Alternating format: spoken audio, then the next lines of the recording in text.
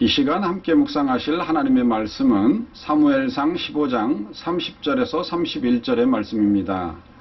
사울이 이르되 내가 범죄하였을지라도 이제 청하옵나니 내 백성의 장로들 앞과 이스라엘 앞에서 나를 높이사 나와 함께 돌아가서 내가 당신의 하나님 여호와께 경배하게 하소서 하더라. 이에 사무엘이 돌이켜 사울을 따라가매 사울이 여호와께 경배하니라. 성경에 나오는 여러 인물 가운데는 종종 하나님 앞에서 인정받기보다는 사람의 목을 더 중요시하고 우선시하는 사람들이 있습니다. 그 대표적인 인물 중 하나가 바로 사울왕이라고 할 수 있습니다. 사울왕은 아말렉과의 전쟁에서 모든 것을 진멸하라는 하나님의 명령에 순종치 않고 자기의 욕심 때문에 좋은 소떼와 양떼들을 살려서 데리고 옴으로써 사무엘 선지자로부터 하나님의 심판과 저주의 말씀을 받아 그 왕권을 잃게 되리라는 예언을 들었습니다. 이렇게 무서운 하나님의 책망에도 불구하고 그는 즉시 엎드려 회개함으로써 뉘우치기보다는 사무엘에게 백성들 앞에서 자기의 체면을 살려달라는 부탁을 합니다. 사울은 아말렉으로부터 짐승떼를 멸하지도 않고 데려온 것에 대해서도 백성의 주장을 두려워하여 여호와의 명령을 어긴 것이라고 말합니다.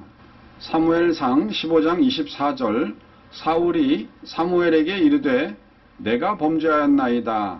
내가 여호와의 명령과 당신의 말씀을 어긴 것은 내가 백성을 두려워하여 그들의 말을 청종하였음이니이다.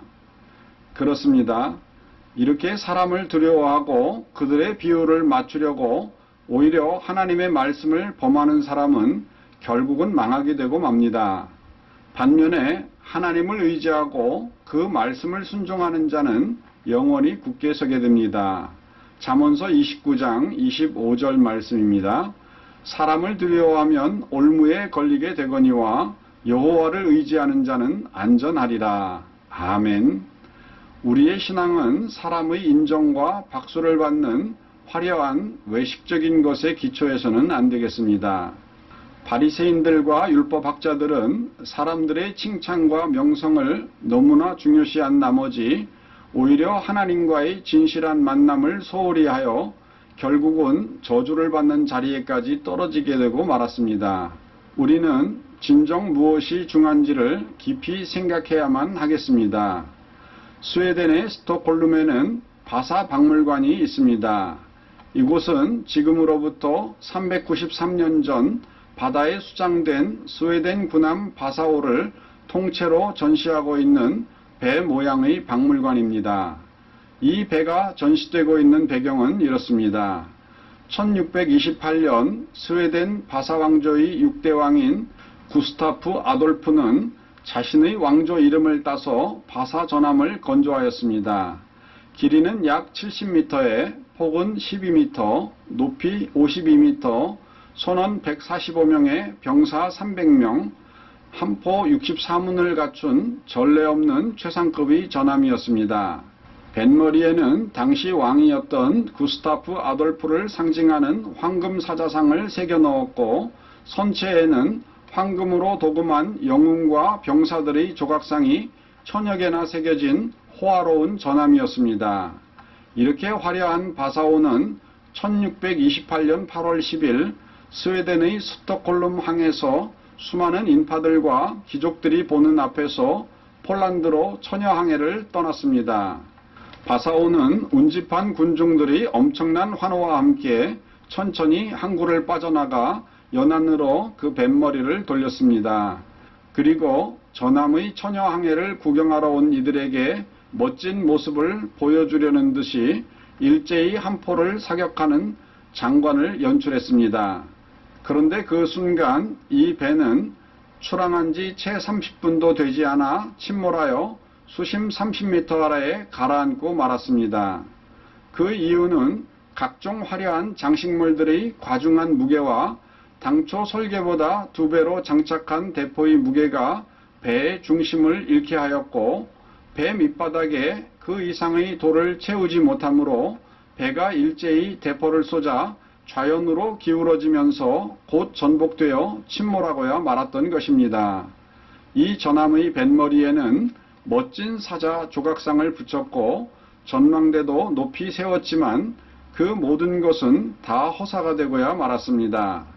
멋지게만 보이려는 사람의 욕심이 배의 생명과도 같은 무게중심을 점점 위로 올라가게 함으로써 결국은 배를 전복시키고 쓰러뜨리고야 말았던 것입니다. 이 배의 침몰 소식을 들은 구스타프 아돌프 왕은 통탄해하면서 말하기를 대포는 건져 올려서 녹여서 쓰고 돛대는 쳐서 없애어 나로 하여금 이 배를 잊게 하라고 말하였습니다. 결국은 바닷속 모래밭에 오랫동안 잠들어 있던 바사오가 침몰한 지 333년 만인 1961년에 인양되었고 1990년에 바사 박물관이 열리면서 최신 전함이었지만 한 번 싸워보지도 못한 채 가라앉은 부끄러운 역사를 간직한 진열품 신세로 전락하고야 말았습니다. 그렇습니다. 오늘 우리의 신앙도 남들이 어떻게 생각하느냐에 관심을 두지 말고 내 중심을 보시는 하나님께서 어떻게 여기실까에 초점을 맞추어 세워야만 하겠습니다. 사도 바울은 스스로의 삶이 사람들 앞에서는 만물의 찌꺼기처럼 보여진다고 했습니다.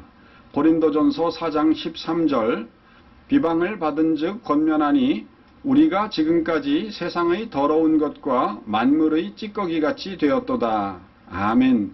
하지만 하나님께서는 바울의 수고를 기억하시고 의의 면류관을 준비해 놓으셨다고 했습니다.